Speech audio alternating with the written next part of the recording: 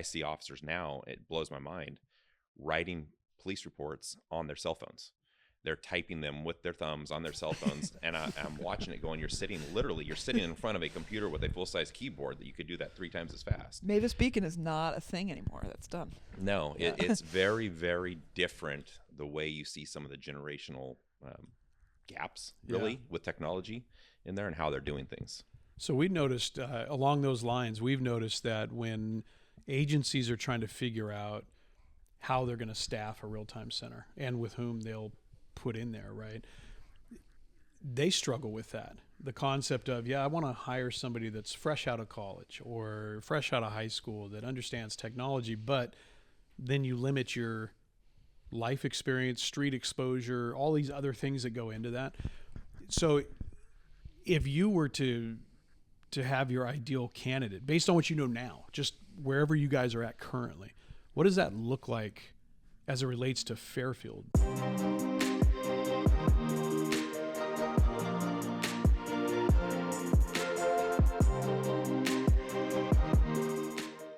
So this episode is close to me, somewhat close to you since you used to live in this general area. So today we get to interview Lieutenant Nick McDowell from Fairfield Police Department, Fairfield, California, and talk about policing strategies in Fairfield and kind of the history of what it used to be. So before we go any further, Nick, do you mind introducing yourself for us? Sure. My name is Nick McDowell. I'm a lieutenant with the Fairfield Police Department. I've been with Fairfield for over 15 years. I've been in law enforcement for probably over 24, 25 now. And then just decided by our chief in July, I'm taking over our dispatch center and our real-time information center or intelligence center. We haven't decided on a name yet, but that's currently being built out right now by Lieutenant Thomas. Once that's kind of passed over, it's supposed to be turnkey operational and up and running to help us reduce crime in the city of Fairfield. Yeah. Do you think it'll work? I think it's going to have an impact. It's not going to stop crime. You can't stop it, but I think it'll definitely have an impact and help in some areas that we're struggling right now. Like every agency probably in the United States, definitely in California, we're struggling with hiring enough people, having enough personnel between injuries, vacancies, etc. We're having a hard time even filling patrol shifts sometimes. And the technology is advancing enough to where anytime we can use technology, it helps to reduce workload on the officers and it helps to solve crimes faster. So I think it will help. I think it's definitely going to be a benefit to us. I don't think that there's any one solution to stop crime, though. Yeah. I think it's almost two-part. Like you have technology that can augment low staffing, but at least at Elk Grove, we found that people started to like their jobs more because now we were actually getting to find bad guys and do good work. And so I imagine that may be able to help your staffing on a recruiting level also. I think so. I think long-term, yes. I think it's generational a little bit also. I think a lot of the younger people that are getting into law enforcement, they've grown up with an iPhone in their hand or some type of technology in their hands. So they're used to that technology. I think when you look at some of the people that are getting closer to retirement, they aren't as comfortable with technology. So sometimes they resist it simply because they don't understand it, or it seems like a lot of work because they struggle to really kind of figure out how to make it work, versus those younger individuals that just are very, very comfortable and that's what they're used to. I see officers now, it blows my mind, writing police reports on their cell phones. They're typing them with their thumbs on their cell phones, and I'm watching it going, you're sitting in front of a computer with a full-size keyboard that you could do that 3 times as fast. Mavis Beacon is not a thing anymore. That's done. No, it's very, very different the way you see some of the generational gaps, really, with technology in there and how they're doing things.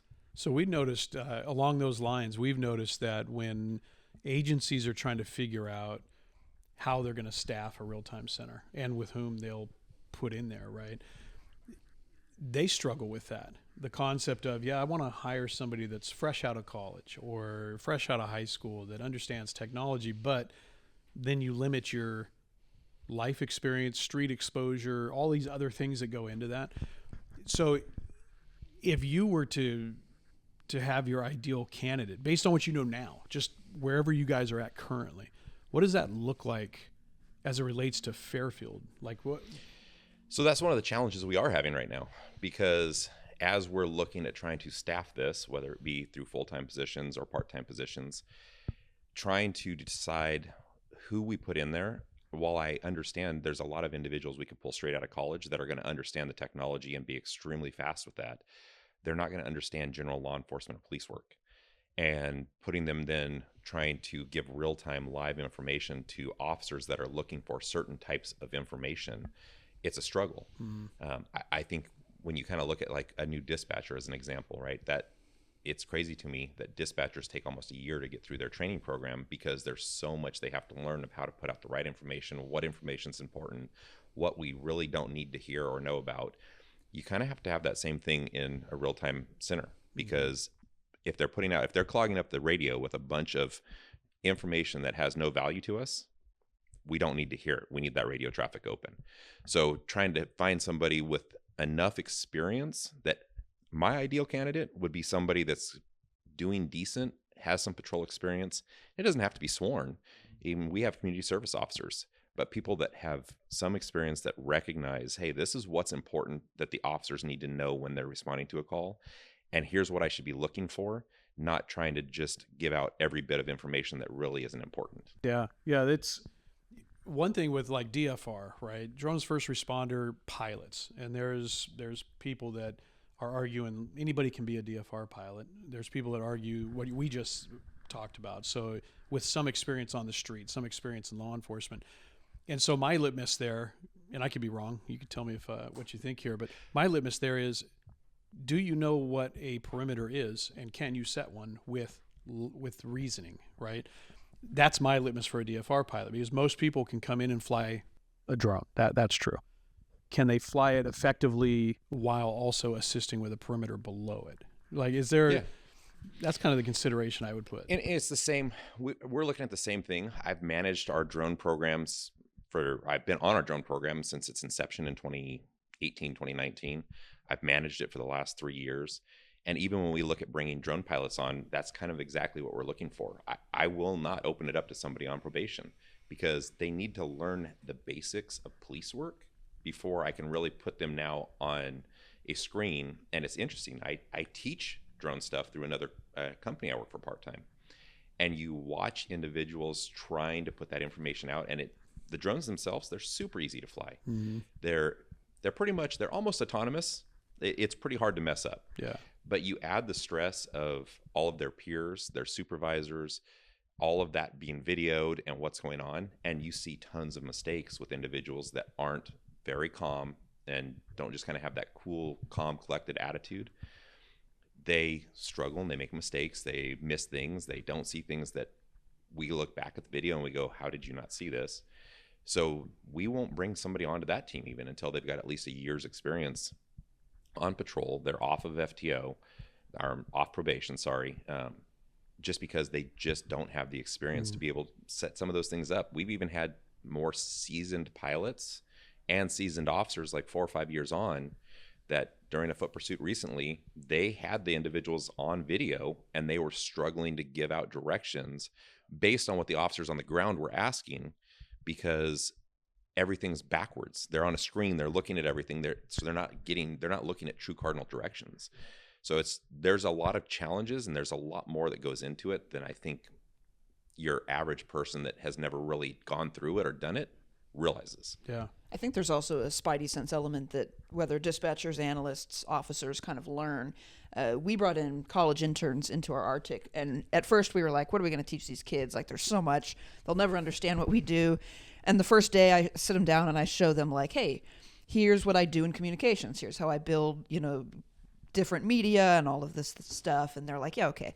And they get in there and they do it same day and they make it look easy. And I'm like, okay, cool. That's my whole job. But let's show you operations. We're like, well, let's have you work some cameras. Let's have you work some calls. And they're like, okay, no problem. We think it's going to take all day to teach them. They learn it in like 15 seconds, to your point. They're used to using all that. They're used to playing video games. But as they're looking for different people, like a person related to a foot bail, they're looking at everybody in an intersection and they couldn't pinpoint, like, how am I ever going to know who the person is? And we're like, well, that guy right there, see how he's walking around kind of weird? Obviously this is somebody that's acting suspicious. And that's something that's a lot harder to teach, to your point. Not just, your general directions and knowing all of these different PCs and these terms, but having that kind of mind that you start to build as you work in law enforcement long enough to know something's not right here. That's something I need to voice, even if I don't really have any reason to. Yeah, it's going to be interesting to watch this, right? Just to watch who works in these centers, who does well, who doesn't do well, and are agencies willing to try somebody out? Say it's an internal person. Are they willing to try somebody out and then not do the normal governmental thing, which is let them stay regardless if they're good or not? But if they're not good and they try to get them to be good, they got to go, right? And that's something that we did at our center is it was out there. If you come in, we want you. We want to teach you. We want you to help us. But not everybody can do the job, just like every other ancillary job in law enforcement, right? Yeah, and I think for us, that's one of the things we're trying to kind of take a look at is, can we bring in, instead of going and hiring and opening positions to the outside and creating jobs for this, can we bring in people that are already working for us, that have the skills on a part-time basis? And if they do really well, then maybe we replace them in the position they're in and transition their position to a full-time position in the center. My initial goal, and some of the ways that I'm thinking initially, I know some individuals that retired recently they were former detectives, former drone pilots, former dispatchers. They have so many skill sets that if I can bring some people like that in to start the program, that then can kind of teach, hey, these are the basics, to your point, of what you need to see, what you need to be putting out, the information that's important to the officers, and that also can still kind of have the same attitude of, hey, even sometimes when maybe people don't want to find criminals because that requires extra paperwork, we really don't care. That's not what the real-time information center is for. Our job is to help reduce crime by finding those individuals. Here they are. This is what you need to go do now. So it's a balancing act of trying to put all that together. And I think for us, that's the hardest thing that we're looking at is who are the right people, especially to start it. Yeah. Like, you started up Elk Groves. And we've been over there several times and looked at it, and we've actually kind of modeled ours very similar to how Elk Groves was built out. And when we kind of looked at all of that, as you go through those growing pains of how do you find the right person that's the make it or break it. Yeah. We put the wrong people in there to begin with, we will ruin that center. 100%. It'll have it's the same problem we had with drones initially in law enforcement. At the time, drones weren't really accepted like they are now. Now they're commonplace. Yeah. At the time they weren't. Now we have officers constantly asking on the radio, hey, is there a drone available? I heard it last night while I was working. I heard it on my way here this morning. I heard an officer asking for a drone. 4 years ago, we could get on the radio and say, hey, do you want a drone for that call? And it's a foot bail. No, we don't need it, because there was no credibility to that program yet. Right. And that's where I think you really have to be cautious as you build this out of building that credibility, because once it becomes normal, then everyone's going to want it. Yeah. And it has more value. Yeah, no, well put. Let's go back in history now. So what folks that watch this podcast don't know is Fairfield PD is where I started my quote unquote law enforcement career. Also the first place that ever fired me in my life. Was it the last place? That ever fired me? Yeah. Yes. I've never lost a job. Knock on wood, after I suppose. that. So long story short, 15-year-olds do stupid stuff, right? Especially 15-year-olds that are given some kind of power, and so the audience is wondering. It went unfortunately the wrong direction for me. So, but luckily for me, the neighboring city, which is the city I lived in, Suisun City, luckily for me needed a cadet program, and the chief took a chance, and here I am today. So it's actually their fault, I suppose. Thank God for their desperation. Yeah, desperation's an interesting animal, right? But all of that to say, starting in Fairfield in 1989, it was a very traditionally run policing model. I was not born yet, just so you know. Yeah. I was 10 years old. Okay. Yeah, just babies. Yeah. Go ahead. So it was not that long ago. Yeah. Yeah. So that's disturbing. Yeah, tell us about the old days. It's okay. All right. So the concept here is, though, that in Solano County, policing is very traditional in a lot of ways. There have been progressive initiatives in time, right, over time. When tasers first came out, right, that it wasn't immediately adopted in this county, right? But when it was, and it was adopted prolifically once it was, right? So with Fairfield, why now with a real-time center versus why not 4 years ago? Why not 2 years later, right? What's the drive now? Is it completely related to the staffing issues, or? No, I think there's several factors. So as I mentioned, I was part of our drone program when it started, managed it for the last 3 years. The technology's just changed. Flock, as an example, right? Probably about 4 years ago, 5 years ago is when we brought Flock cameras in to our city.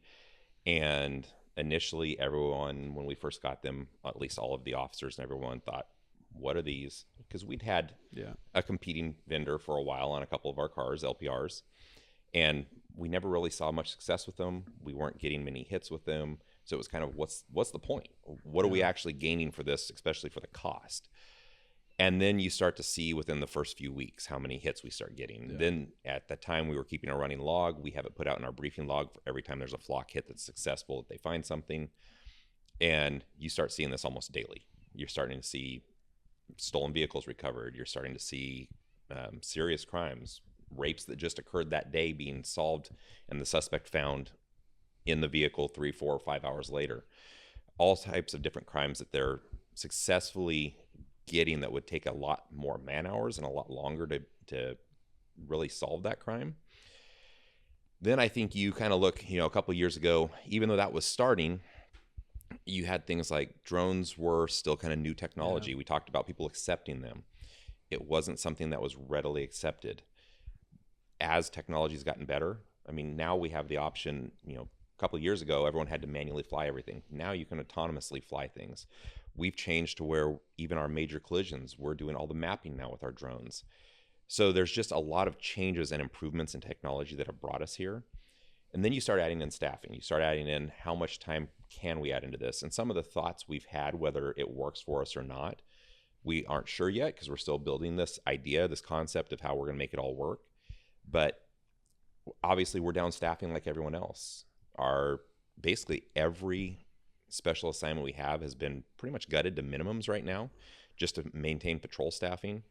So if we can use things like the Real-Time Information Center to start reviewing how much more technology is out there in the world, all the Ring video cameras that are coming in, all this different video we're pulling in, we can have individuals start reviewing that stuff in this Real-Time Information Center that we're not having to pay a detective for 6, 8 hours, for 12, 14 days, depending on the size of the case.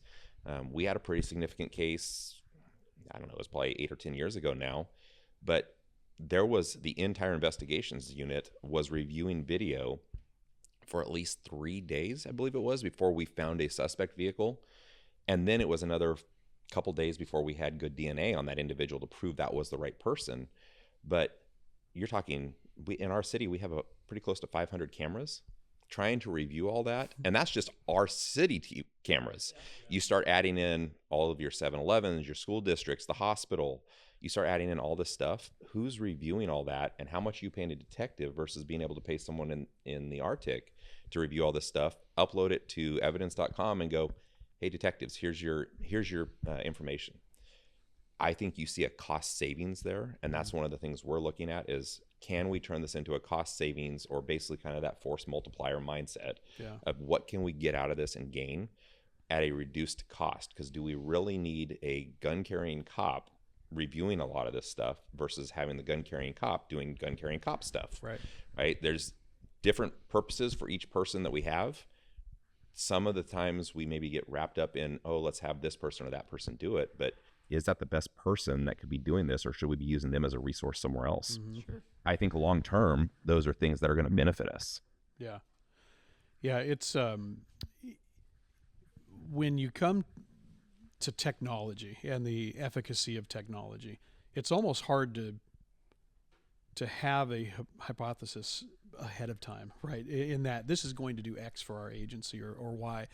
as everybody knows, Caity did all the work in the real-time center when we had I'm that. so in Elk glad that's Grove. on tape. The first time that Gosh, I feel so good right now. Well, Yeah. you shouldn't. Go ahead. When we looked at, I don't know why I agreed to do this podcast Can't with stop you. smiling. Go Nick, ahead. you, different. I'd do a Wow. podcast with you all day. I think you kind of suckered me into this one. That's true. That is a true story. Story of my life. Yeah. So anyhow, first time we realized as an agency that, okay, this might be a thing here. We had a vehicle accident. It was as simple as a vehicle accident, right? But it was a pretty gnarly vehicle accident. And because we had a pan tilt zoom camera at that intersection, and because we had a live person running that camera, they were able to, once we got the call for service, we're able to pan over and see the result of the accident, people still trapped, right? Where the cars came to rest, all this other stuff. And the fact that the intersection camera captured the accident as it happened, it allowed our department to not have to do a major accident reconstruction for that particular vehicle accident, which we talk about hours, right? So that's potentially hundreds of hours in whatever, overtime or just lost work product, right? And so that was our first experience. You remember that? Yeah. Yeah, it also shows you the parts of the scene, right, that you just rely on callers for, whether that's a DUI suspect, what they're acting like after the case, before officers get there, what's going on at that scene, and really helping paint that picture better. It saved us not only a lot of time, but now that case is almost closed as soon as officers get there. They come back to Arctic, we give them the video they need, we give them everything all packaged, and then it's done. We just move on to the next call versus what would have been a whole call out, what would have taken days and taken away from other calls we had to get to. So to your point, when it comes to addressing crime, you're not going to stop crime in Fairfield, but you're at least going to make your folks a lot more effective, a lot more efficient. Yeah, and I think I know we're talking about when Jamie started in law enforcement, which was a long time Apparently ago. a long time ago now. Hundreds of years. Yeah, hundreds. But back in the day when you started, I don't think our dispatch center looked near like it has, because it moved. No, that's right. It's moved since then. And if you walk into our dispatch center, I tell people all the time, we've been running a real-time info center for the 15 years I've been there, but people just haven't realized it. Yeah. But we've asked our dispatchers to do that, and we've added workload to them. You walk into our dispatch center now, and there's at least 20 plus large screen TVs all around the top of the PD or the dispatch center with all the camera feeds live. And it is very, very common. If there is a known camera in that intersection or that location or wherever, while officers are responding to that call, they're asking dispatch, hey, can you pull up the cameras and can you tell us what's going on? Or can you tell us which car ran the red light? Or can you look back at this? So a lot of those things that a real-time info center is doing, we've been doing already, but we've just forced that upon our dispatchers. But then we're also asking our dispatchers to answer 911 calls and to do all these other things within certain timelines. And at some point, we're just asking too much of them. Yeah. They can't handle all that. So if we can remove some of that workload, especially during the busier times of the day, our police department doesn't realize it because they hear RTIC and they go, oh, it's new. What do we need this for?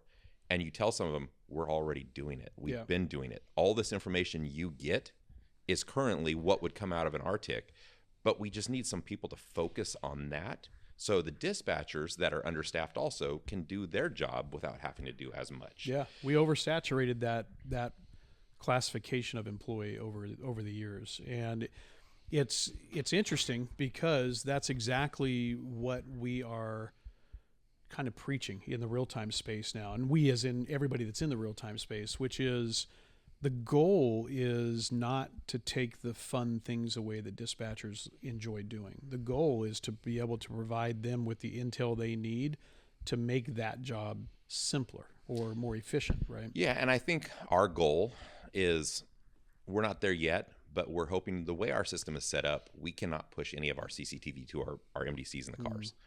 It's because we house all the servers. It's just too much data, so we can't, it won't handle it. The MDCs won't handle it over the Verizon cards. So if we get the right software in place, if we get the right switches in place, which is what we're working on right now, then the goal is that we can push all that information. Hey, if you only need to see these 3 cameras, we can push that much information, but we can't push the full 500. And we can also push that to the other places like the supervisors or the sergeant's office in the PD. If the chief wants to see it, it can be pushed to the TV in his room. The dispatchers could still see it. So the idea that we're kind of looking at is we don't need to take it away from the dispatchers. We need to take some of the workload off of them, but still push the video to them, but let someone else control it. So instead of them having to try and type, run the mouse, run the camera, move the PTZ, they are just seeing it and they can put out, yeah, this is what's going on. And the real-time center only has to come up on the radio if dispatch is overloaded or there's something that they find that dispatch hasn't seen yet. And once they alert dispatch to that, then they should be able to take over because they're the experts on the radio putting all that information out. Yeah. No, it's exciting for me to see Fairfield moving in this direction, right? And in general, Solano County, right? Raised here, graduated high school, left, of course. But it's exciting for me because, right up the road from Fairfield is Vacaville building a real-time center. Fairfield, Solano Sheriff, Suisun PD.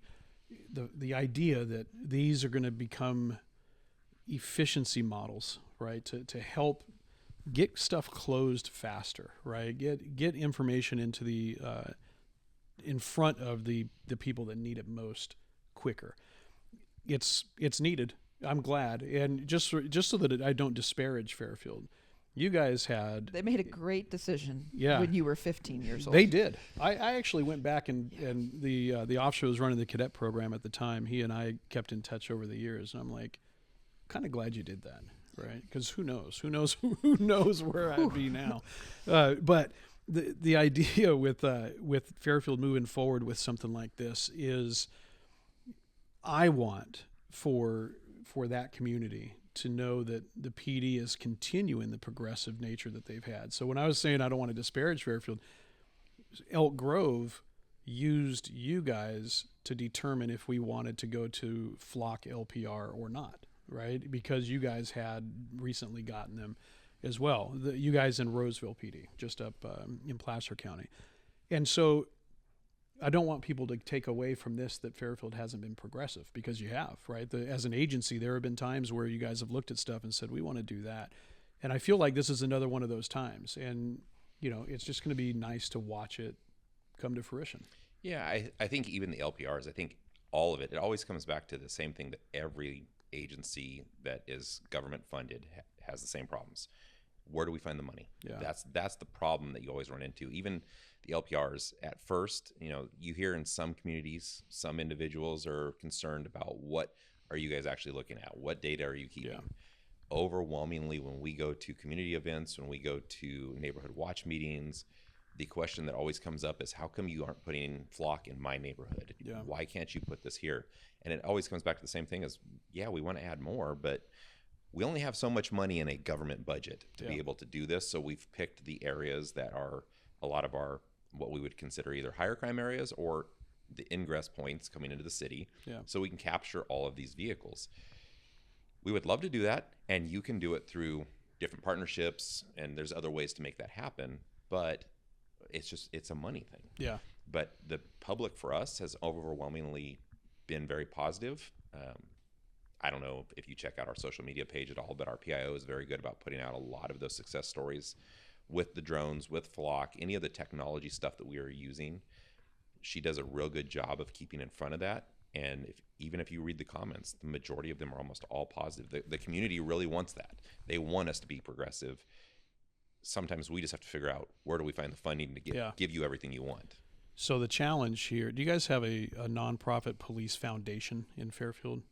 We don't for this type of stuff. Okay. Now, there are different ones to help some of our canines and those types of things, but not for technology. So my challenge first, we need to get this in front of people that are philanthropic in the Fairfield area, but I would love to see a police foundation get established in Fairfield and have some seed money put into that specifically for this. It's worked across the country. You just have to find the right people, and that may be the biggest battle, right? Who knows? Well, I think Fairfield's done a good job we talk about this with building real-time centers all the time. How do you measure, let's just build this huge center and put a bunch of money into it and figure it out later, versus how do we kind of develop a strategy and know what we're about? And Fairfield did exactly that, right? To your point, they didn't start with a real-time center, but they did start with LPRs, and they got that buy-in. And now you've got citizens that are like, why aren't you getting more technology? Like, what's the deal? And I think that helps as you build out a center and you look at more avenues for funding to say, hey, we've already done this. We just didn't piece it all together into one room yet. this is how we're going to take what you like already and really enhance what it is now. Yeah, agreed. Well, thanks for being on here. Yeah, you're welcome. I did sucker you into it, so You did. I appreciate it. But in all reality, I want nothing but the best for Fairfield and the police department in Fairfield. So hearing that you guys are moving in this direction, I couldn't be happier. So thanks. Yeah, no, thanks, Jamie. You've been a huge help to us. Don't be that nice to him. He really has. There we go. That's what we're going to keep in this episode. Okay. He really has been. He's been very helpful to us, and being willing to answer a lot of our questions and get us the information of how you guys kind of got everything going in Elk Grove has kind of helped give us a foot in the right direction to at least get it going that way. And then the rest of it just comes down to how do we fund this and make it work. Yeah. That's awesome. A compliment to me, not to you. So we'll end it on that. You're probably right. Yeah. Beautiful. Perfect.